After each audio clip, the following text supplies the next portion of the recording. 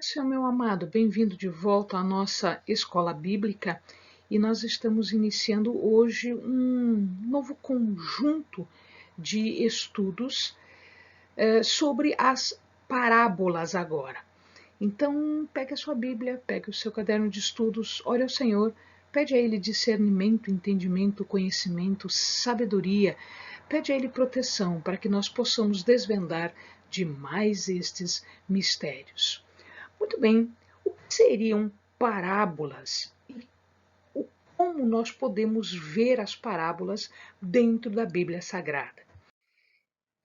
Parábolas, nós vamos entender um método de ensino, um método que os antigos utilizavam muito. Era um método utilizado na época de Jesus, bastante utilizado na época de Jesus e naquela região toda. Mas não foi um método criado na época de Jesus. Não, muito antes disso, ele já era utilizado. A parábola já era utilizada para facilitar o ensino, para aprofundar o ensino. Uma das primeiras parábolas que nós temos notícia está em Juízes. Se o amado observar em Juízes 9, existe uma parábola contada ou dita por Jotão. Quem é Jotão? Jotão era o filho menor de Gideão ou Jerubaal. Então, se o amado observar lá em Juízes 9, ele vai contar a história de um dos filhos de Jerubaal ou Gideão, que era Abimeleque. Abimeleque quis tomar o poder, quis assumir o poder de toda aquela região, exatamente por ser filho de Jerubaal, por ser filho de Gideão. E ele toma esse poder. E quando ele toma o poder, o que acontece é que ele vai matar todos os seus irmãos, os 70 filhos de Jerubaal. E Jotão se esconde. Jotão ele fica escondido para não ser morto por Abimeleque. E aí, a partir do verso 7, ele conta uma parábola a respeito de árvores que querem eleger um rei sobre si. Né? Então, algumas árvores se reúnem.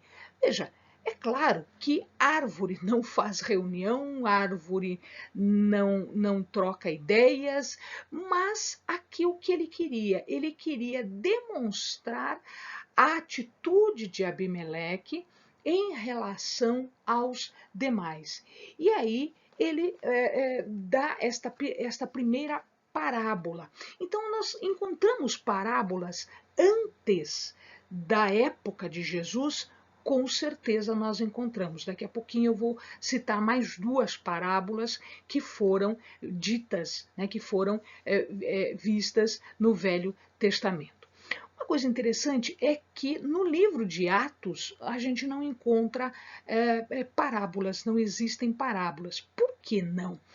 Porque Atos é um livro mais histórico e ele está tratando dos acontecimentos reais. Então aqui as lições todas elas são tiradas da história. Então não houve necessidade de criar uma história similar para o entendimento, para o crescimento. Então, nesse livro nós não encontramos parábolas, mas nas epístolas, nas cartas, a gente vai encontrar muita parábola, inclusive em Apocalipse, que é um livro bastante simbólico, um livro bastante difícil, nós encontramos parábolas para entendermos a profundidade dos ensinamentos. E significa uma parábola, como ela é pensada. Então, a parábola ela tem um significado de representar alguma coisa, de significar alguma coisa. Então, eu conto de um jeito por aparência por semelhança dos acontecimentos do dia a dia, dos objetos do dia a dia, coisas que eu conheço, características de objetos e de acontecimentos do nosso dia, eles vão me levar a entender uma mensagem profunda, que seria muito mais difícil entender se eu não estivesse usando esta figura. Mashal é uma palavra em hebraico que quer dizer ser como, ou uma máxima de sabedoria. Mas, Eleni, Mashal, não está escrito Mashal ali. Lembrem-se que no hebraico não existem vogais, né? Na hora de escrever, não se colocam vogais, mas a palavra é Mashal, né? Mashal, portanto, quer dizer significar, ser como, ou uma máxima de sabedoria. E aqui a gente tem dois exemplos para os amados, ainda, né, falando sobre parábolas no Velho Testamento. E aí a gente entende o significado, então, a aplicação desta palavra parábola no Velho Testamento e também no Novo Testamento. A primeira que eu quero lembrar ao amado está em 2 Samuel 12, do versículo 1 ao versículo 4. Então, o que está acontecendo aqui? Davi havia adulterado com Batseba. E, ao adulterar com Batseba, o que acontece é que ela engravida. E o Davi, então, o que ele faz? Ele tenta forjar uma gravidez dentro do casamento com Urias. E ele não consegue fazer isso. Então, acontece a morte de Urias em batalha, que foi não provocada, mas foi facilitada. Então, na verdade, havia sangue nas mãos de Davi. Então Deus manda Natã conversar com Davi e falar acerca dos acontecimentos. Mas ele não fala diretamente, ele fala de uma história de um rico que tinha ovelhas, que tinha gado, e vizinho dele, um pobre que tinha uma cordeirinha. O que acontece é que visitantes vão até o rico e o rico não quer matar nenhum dos seus animais. Então ele pega a cordeirinha do pobre. Natã conta essa história e Davi fica muito irado com o rico. E aí ele revela, veja, a história é você, o rico é você, o pobre é Urias. Né? Então, aqui ele prepara o espírito de Davi para entender o que Davi havia feito, o pecado de Davi. E Davi entende isso e Davi se submete, então, à reprimenda, à repreensão. Uma outra passagem acontece também com Davi e também ocorre o contar de uma parábola. Então, aqui nós não estamos tratando de animais, aqui a gente está tratando, verdade, de filhos, de uma disputa entre filhos. 2 Samuel 14, 6, ele fala sobre uma serva, uma mulher que foi chamada por Joabe. Joabe era o comandante do exército de Davi, e ele vê que Davi está triste porque Absalão está longe, Absalão foge, na verdade, por conta de uma atitude dele. O seu irmão Amnon estupra uma das suas irmãs. E depois do estupro, ele larga a irmã e, em verdade, ele afronta a dignidade, a moral da irmã. como Absalão não tem outra forma de fazer isso, ele toma a sua irmã, cuida de sua irmã, mas ele pensa em vingança contra Amnon. E Amnon não se emenda, Amnon não vê que ele provocou um pecado muito grande, uma afronta muito grande. E ele acaba matando Amnon. Então é esta passagem aqui. E quando ele mata, ele foge para não sofrer as consequências. Então Joabe pede para uma mulher de Tecoa, que era tida como uma mulher sábia, e ele pede para que ela conte a história de dois filhos seus que brigaram e um acaba machucando o outro. Né? E esta mulher, então, é levada para Davi para contar a história e para saber qual seria a decisão de Davi. Então, aqui, os dois filhos dela estariam representando os dois filhos de Davi. Então, aqui a gente tem também uma parábola. Então, eu estou contando uma história que, na verdade, quer significar outra. Então, é como se fosse uma outra história para que a pessoa que está ouvindo entenda profundamente a mensagem contida na parábola. Então, o objetivo das parábolas. Por que nós contamos parábolas? Por que Jesus contava parábolas? Por que o seu ensinamento foi basicamente feito sobre parábolas? Porque aqui é possível comunicar uma verdade, falar uma verdade, de forma que quem está ouvindo, o ouvinte, consiga entender facilmente esta mensagem, que é uma mensagem de edificação, que é uma mensagem que vem trazer um ensino profundo ao ouvinte. Os benefícios de uma parábola. Por que a parábola é bastante utilizada e foi bastante utilizada naquela época? Primeiro, porque ele revela a verdade de uma forma mais interessante. Ele vai prender a atenção, ele vai chamar a atenção do ouvinte. E ele vai usar aquilo que o ouvinte já conhece. Então, eu vou falar de uma árvore que eu conheço, eu vou falar de uma ovelha, eu vou falar de uma pedra, eu vou falar de coisas conhecidas, tá? Para as pessoas que estão ouvindo. Então, eu comparo isso. Então, uma coisa que é profunda, eu comparo com uma coisa simples, uma coisa do meu dia a dia. Então, fica fácil entender uma coisa por outra, né?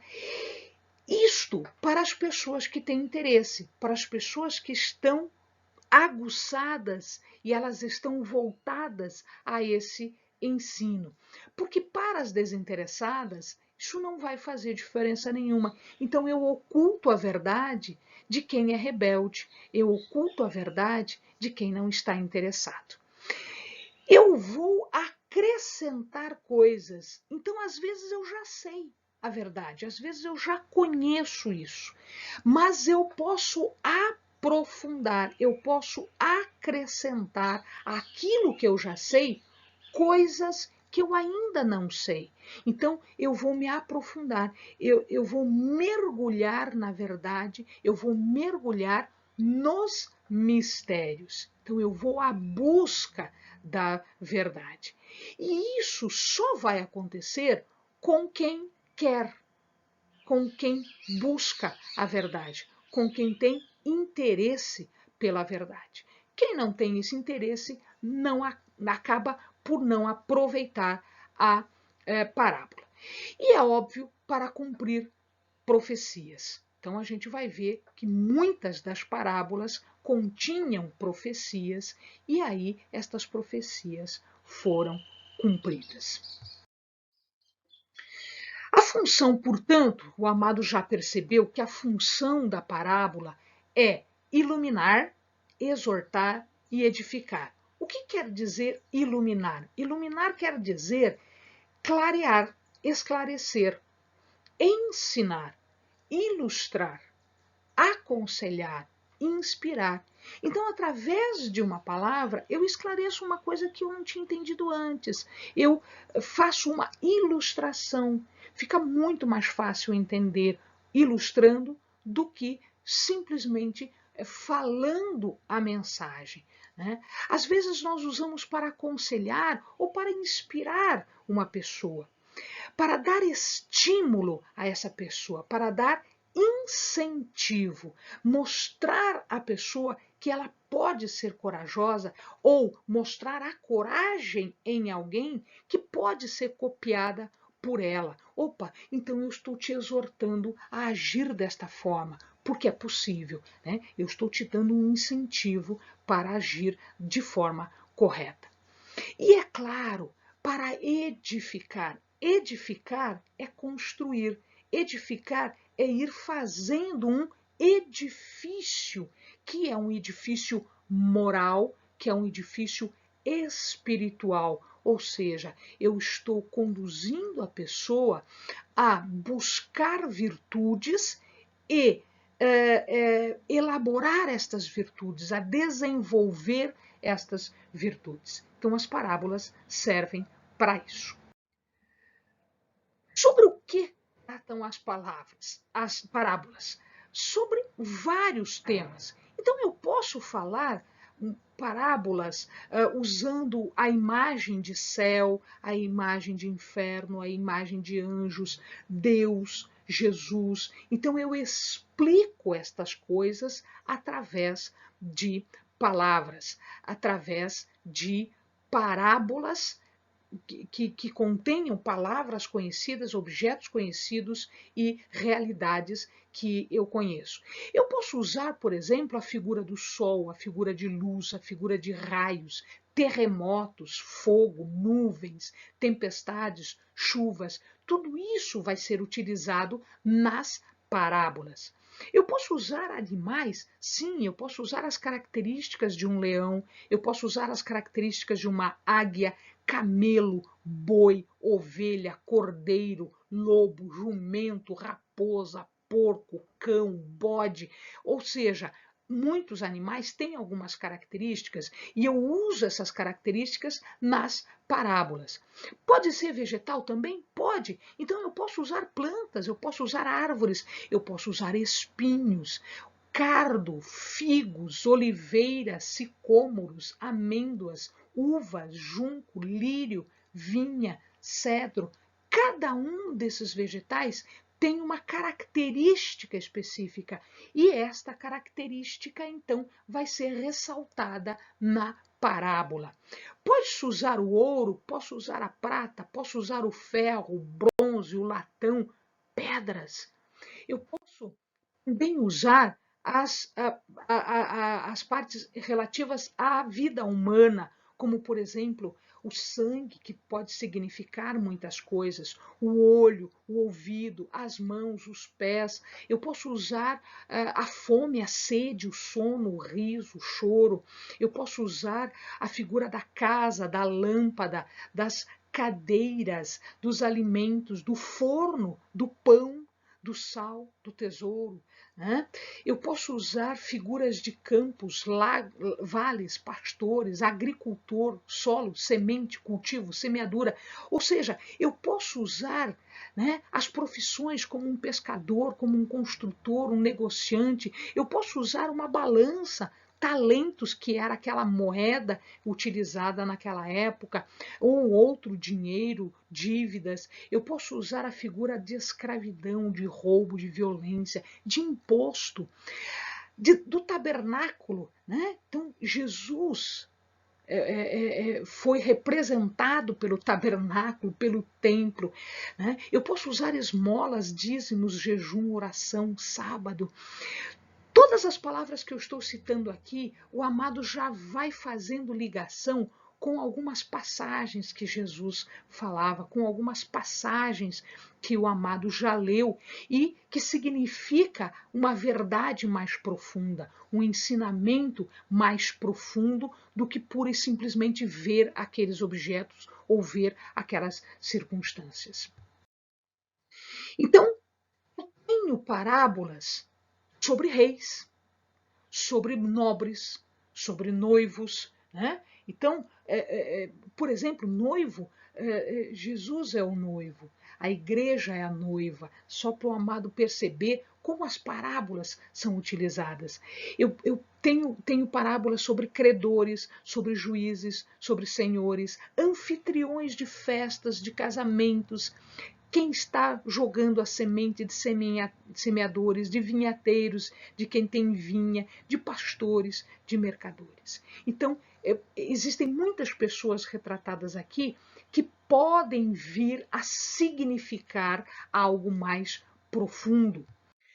Então, por exemplo, nós vamos encontrar nas parábolas de Jesus, nós vamos encontrar algumas parábolas ou número de parábolas maior para algumas verdades. Então, só para o amado imaginar aí, 9 parábolas de Jesus foram dadas, foram feitas apenas para aplicação, para ensinar a importância da obediência, 9 sobre responsabilidade da mordomia, ou seja, nós como mordomos das coisas do Senhor, como servos das coisas do Senhor. Então imaginem, 9 sobre obediência, 9 sobre responsabilidade. Olha a importância que Jesus dava a esses assuntos. 8, um número também importante, sobre a explicação do reino de Deus, sobre a explicação das coisas que estavam acontecendo e que refletiam coisas que iam acontecer. 6, sobre perdão e amor. 5, sobre o caráter divino e os atributos de Deus. 4, sobre a importância da vigilância. 3, o fato de que o que eu falo tem que estar de acordo com o que eu faço. Então eu não posso ensinar uma coisa e fazer coisa diferente. A minha atitude tem que estar de acordo com o meu ensino, com a minha palavra, com o meu falar. 3, sobre a humildade, sobre a oração. E uma sobre a humildade ainda em relação a Deus. Amém, amados? Nesse primeiro momento, apenas uma apresentação geral da importância das parábolas e nós acabamos vendo ainda 3 delas com as aplicações necessárias. Te espero para o próximo encontro, onde nós vamos já tratar da nossa primeira ou das primeiras parábolas. Amém? Bons estudos!